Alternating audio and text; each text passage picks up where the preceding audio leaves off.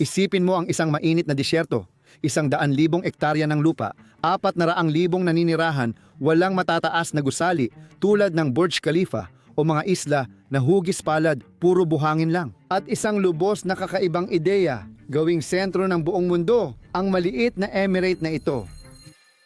Noon, walang pumapansin sa Dubai, lalo na ang malalaking kumpanya ng abyasyon. Para sa kanila, mainit lang itong tuldok sa mapa, dinaanan lang na lugar.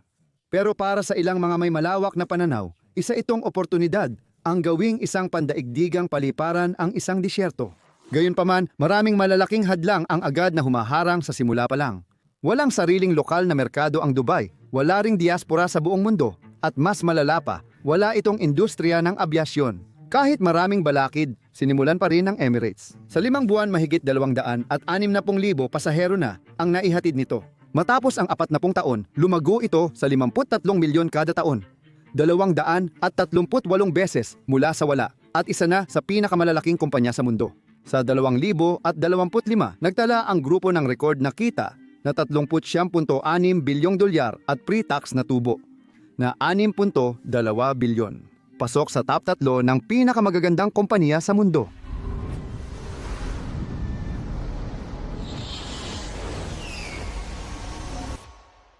Paano ito naging posible? Sa totoo lang, pwedeng pumalpak ang lahat simula pa lang. Sa likod ng opisyal na kwento, may isang lihim na desisyon noong dekada 2000, isang desisyon na sobrang delikado na pwede sanang tuluyang sumira sa kumpanya. Kamusta Team Entrepreneur Mindset? Sana ay okay kayo! Tatalakayin natin ang kwento ng Emirates na kahit hindi inaasahang magtagumpay, siya pa ang nagbago ng paraan ng pagtawid ng mundo sa mga kontinente. Ito ay kwento ng matinding panganib, pananaw, at mga hamon pati kontrobersya. Manatili kayo hanggang dulo para malaman ang mga aral sa negosyo na dapat tandaan mula sa mabilis na pag-angat na ito. Kung nagustuhan ninyo ang video, pindutin ang like button.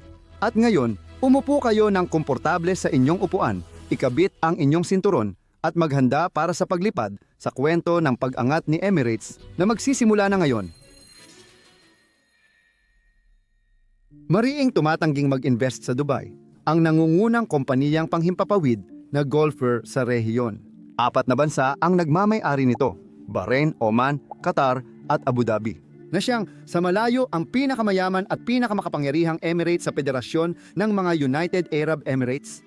Lahat ng may-ari gusto sa kanila mapunta ang hub, kumikitang ruta at pamumuhunan. Ang Dubai, maliit na emirate, ay humihingi lang ng mas maraming biyahe at ilang long-haul na linya ayon kay Golfer.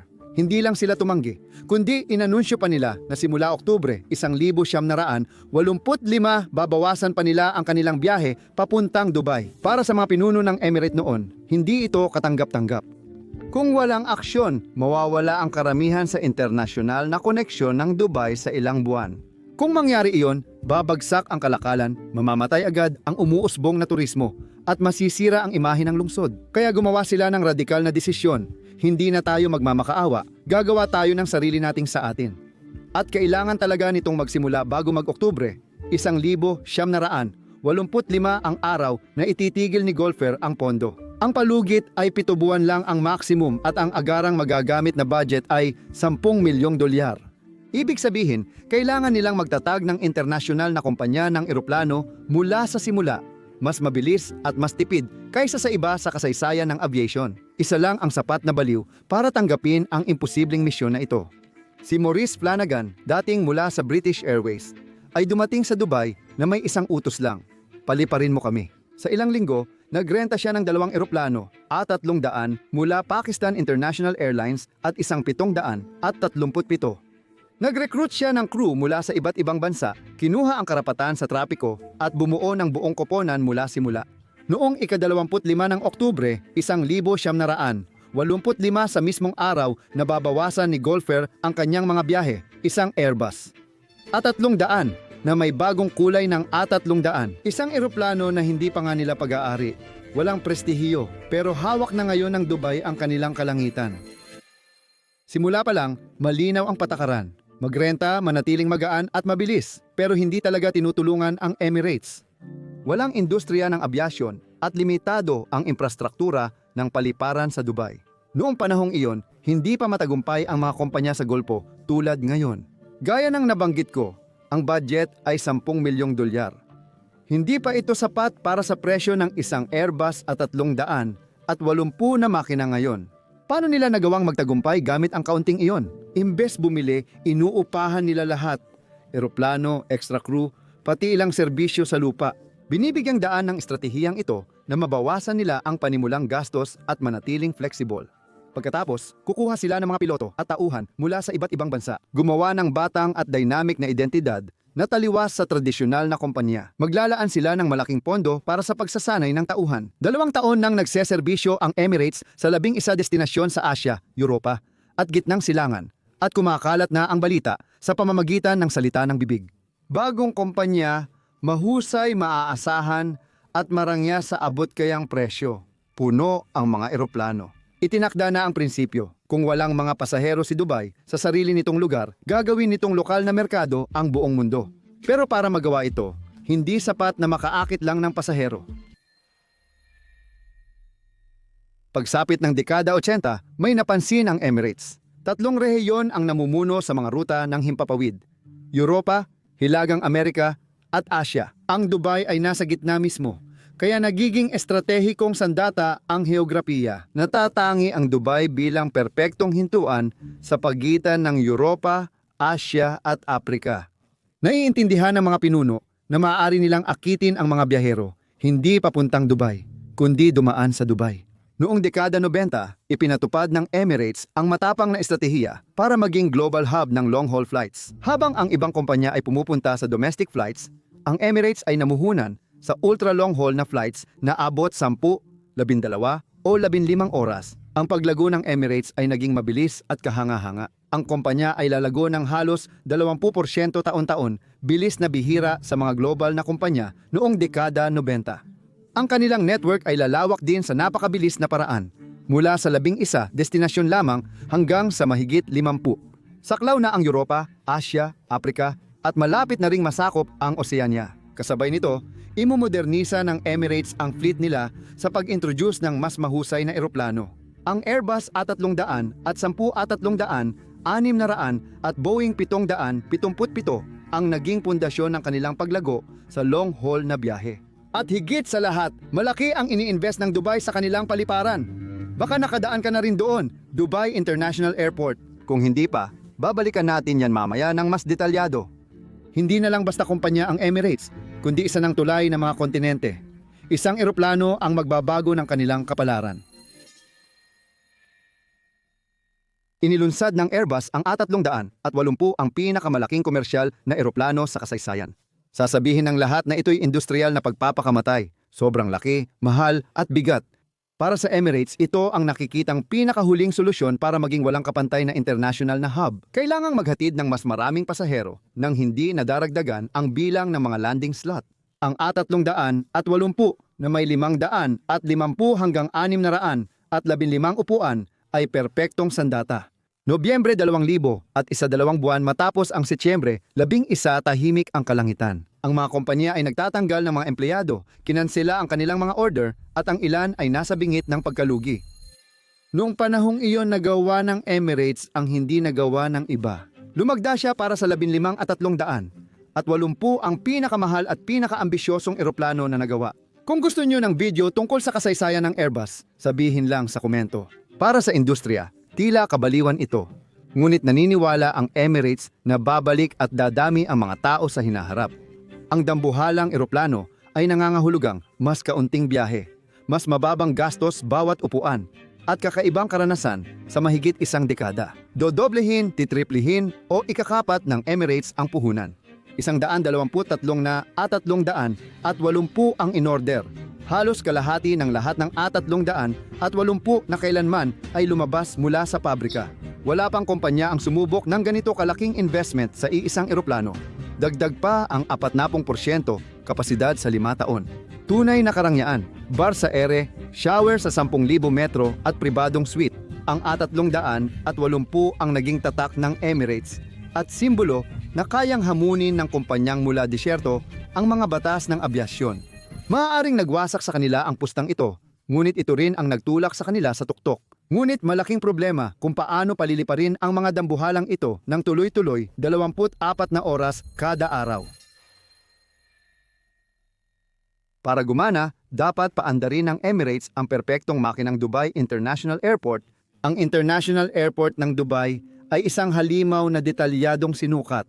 Mahigit 86 na milyong pasahero kada taon ang dumadaan sa mga terminal na ito. Dahilan kaya nangungunang paliparan sa mundo ang Dubai para sa internasyonal na paglalakbay. Mas kahanga-hanga ang katotohanan kung titingnan sa mas malawak na pananaw. Walang ibang bansa ang may ganitong kalaking paliparan na hindi angkop sa dami ng populasyon nito. Ang Dubai ay lungsod na may milyong residente at humahawak ng pandaigdigang trapiko ng isang kontinente. Araw-araw, sabay-sabay dumarating at umaalis ang 2 dosenang long-haul na eroplano kada 3 oras. Lahat ay pinag-isipan upang mabawasan ang oras ng koneksyon. Ang Dubai International Airport ay nagiging parang orasan. Maaaring maapektuhan ng kaunting pagkaantala ang network flow. Kaya, lumikha ang Emirates ng di nakikitang grupo ng mekaniko, hepe ng paliparan, at ground crew na sabay-sabay kumikilos na parang koreografiya. Kung nakapunta ka na sa Dubai, ibahagi ang iyong karanasan sa komento para malaman ng iba. Pero maaaring ideya ito para sa isa pang video. Gagawin ng Dubai ang hindi inaasahan. Gigibain nila ang Dubai International Airport Joyaw para magtayo ng mas dobling laki ang Al Maktoum sa ilang taon. Sa Emirates, ang karanasan ng customer ay hindi lang serbisyo, kundi isang obsesyon. Taon-taon, nag-i-invest ang kumpanya ng higit $2 bilyong para gawing moderno ang kabina, pagandahin ang loob ng eroplano at paghusayin ang biyahe. Para masiguro ang kalidad, umaasa ang Emirates sa isa sa pinakabatang fleet sa mundo na may average na edad na 6 na taon. Maraming kumpanya ang gumagamit pa rin ng eroplanong higit 15 taon na ang tanda. Ngunit ang Emirates ay nagbebenta hindi lang ng tiket kundi ng karanasang marangya. Sandaling ang paglalakbay ay nagiging karanasan. Ngunit sa oras na tila perpekto na ang lahat, isang pandaigdigang pangyayari ang sisira sa sistema. Noong 2020, pinatigil ng COVID ang mundo. Ang Emirates, na nasa rurok ng tagumpay nito at may kita na pumapantay sa mga higanteng Europeo, ay nakita ang pagbagsak ng pandaigdigang trapiko ng 66%. Matindi ang naging dagok, $5 bilyong ang nalugi, 38,000 empleyado ang natanggal. Ang pinakamasama, hindi makalipad at nananatili sa lupa ang fleet ng A380 simbolo ng kanilang kadakilaan. Ang pinakamahal at pinakamalaking eroplano ay gumagastos ng napakalaking halaga kahit nakaparada lang. Ang tanyag na desisyong puno ng panganib ay tila naging isang malubhang pagkakamali para maiwasan ang pagbagsak. Namagitan ang Dubai at nagbigay ng $2 bilyong. Sa kabila ng inaasahan, muling bumangon ang mundo noong 2022. Malakas na bumalik ang A380 noong 2024. Nagtala ang Emirates ng record na $5.1 bilyong na kita at kabuuang 39.6 bilyon. Ang eroplano na inaasahang papatalsik dito ay naging kalamangan pa dahil mahusay nitong nasalo ang biglang taas ng demand sa long-haul flights matapos ang COVID. Ngunit ang mabilis na pag-angat ay nagdulot ng malalakas na kaaway. Noong kalagitnaan ng 2010, ang higanting Delta, Lufthansa at Air France ay maglulunsad ng opensiba. Inakusahan nila ang Emirates ng pinansyal na pandaraya at sinabing nagbigay ang Dubai ng higit 40 bilyong lihim na subsidya para tapusin ang kompetisyon. Gumanti ang Emirates sa pagtama sa maselang bahagi. Kung nananalo kami dahil mahina serbisyo nyo at moderno eroplano namin, malaking laban ito na nagpapakita na hindi na maliit ang Emirates, kundi target na pabagsakin. Sa wakas, may bagong panganib na nagbabantang dumating. Nagising ang Saudi Arabia sa paglulunsad ng Riyadh Air, kumpanyang binigyan ng bilyong pondo para tularan ang modelo ng Dubai. Tulad ng lahat ng kampeon, inaatake ang Emirates ng kanluran, kinukwestiyon ang kanilang mga pamamaraan at ginagaya ng kanilang mga kapitbahay, ngunit hindi pinatay ng A380 ang Emirates. Pinapatunayan nito na ang malalaking sugal ang bumubuo ng mga imperyo. Kahit napapalitan na ito ng mas episyenteng eroplano, gaya ng Boeing 777, 77X at Airbus A350, binago nito ang kasaysayan ng abyasyon at tiyak pati ang sa Emirates, na nagtuturo sa atin ng isang radikal na paraan, isang paraan ng pagtatayo ng imperyo mula halos wala. Kaya bago natin tapusin ang paglalakbay na ito, narito ang 2 aral sa negosyo na maaari nating makuha mula sa hindi inaasahang pag-angat na ito at maaari mong gamitin sa iyong sariling antas simula ngayon. Kapag maliit ang merkado mo, gumawa ka ng sarili mong merkado. Walang lokal na merkado, natural na demand o matibay na pundasyon ang Emirates. Imbes na magpakalimitado, gumawa sila ng bagong pandaigdigang koneksyon na nagdurugtong sa mga kontinente. Kapag kulang sa paligid, huwag maghintay. Gumawa ng mas malaki. Pangalawang aral, ang panganib ay pampalakas, hindi kaaway. Ang A380 ay isang napakalaking sugal. Pwede sanang wasakin nito ang kumpanya at sa isang sandali, muntik na nga nitong magawa iyon. Pero ito mismong labis na tapang na ito ang nagdala sa Emirates sa ibang antas. Sa antas ng mga alamat sa industriya. Ang maingat na sugal ay nagtatayo ng kumpanya. Ang matinding sugal ay lumilikha ng imperyo. Ipinapaalala ng Emirates na ang matapang na pananaw ay kayang gawing imperyo ang kahinaan. Sa kabilang banda, ang hindi panganib at pagkapahinga sa sariling tagumpay. Nagbabago rin ng landas ang isang kumpanya tulad ng Peugeot Société Anonyme, ang makasaysayang industrial na grupo ng Pransya na bumagsak dahil sa mga maling estratehiya. Maiiwasan sana, gaya ng nakikita sa video na ipinapakita,